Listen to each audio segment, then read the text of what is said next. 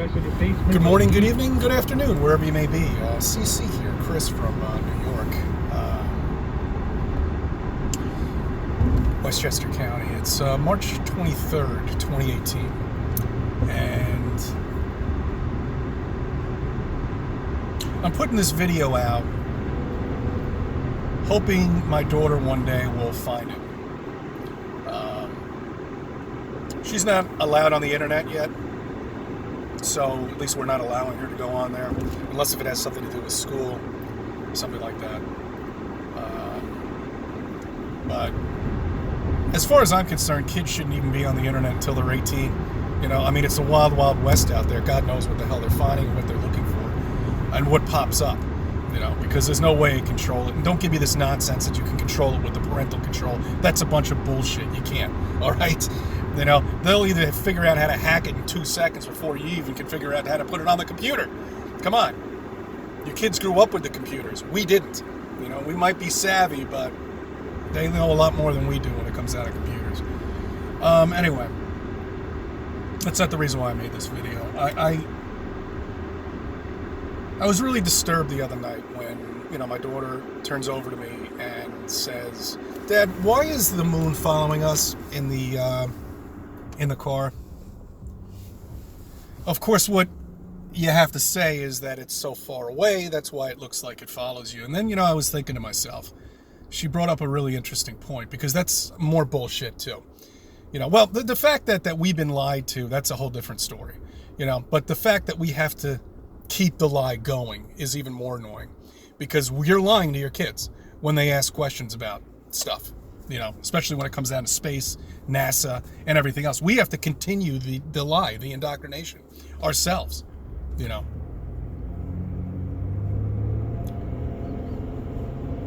So, when you're driving in your car, the moon follows you. And people think the reason why is because it's, you know, over 260,000 miles away, whatever, you know. We know that's not true as a flat earther. Because, you know, you live on a plane. Nothing's moving. The stars don't exist out there. We don't know what the speed of light is. There's no way of possibly measuring it. I don't even know why they made up that number. Some ridiculous number, I guess, that to the fact that we'll never, ever, I mean, because we've already been, what are we, up to Mach 10 right now?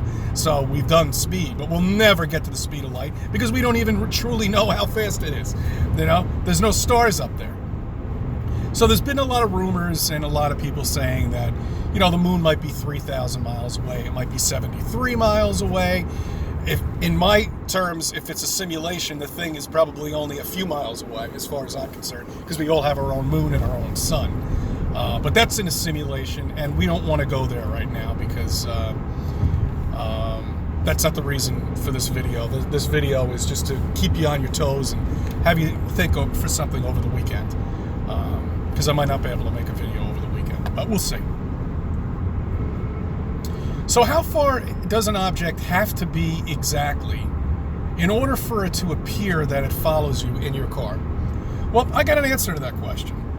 If anybody drives on I-95 up to Connecticut, to Rhode Island, or wherever you may be going, look all the way out. Okay, focus in on a building that's about, I don't know, 10 miles away is probably the furthest we could see, maybe 20 miles away. Just focus in on a building over there, all right? And you'll see that thing moves just like it does with the moon. I mean, of course, it's only 10 miles away. But how far does it take exactly for it to appear that this thing is following you in your car?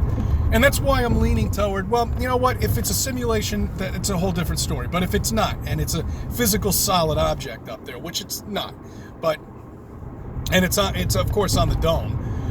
So we don't, you know, it could be a projection, it could be whatever. There could be a whole slew of different things that it actually could be. But this thing is up there. For it to be far enough away where it seems like it's following you in your car, maybe 73 miles away is all it takes, you know? I don't think it's truly, you know, 3,000 miles away if it is a tangible object up there. I'm going to lean toward again that it's not, but if it is a tangible object up there and it maybe is a projection, then maybe that's all it takes to really follow you in your car. So think about that over the weekend. How far does it take for something to be far enough away where it follows you in your car while you're driving? I don't know.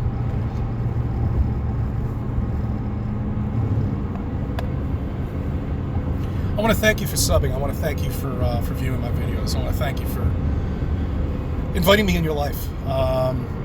If you're new to the channel, thanks again. And these are videos I like to put out on Fridays just to keep you thinking over the weekend while I put something together for next week, or perhaps maybe even tomorrow. We'll see. Okay, thank you.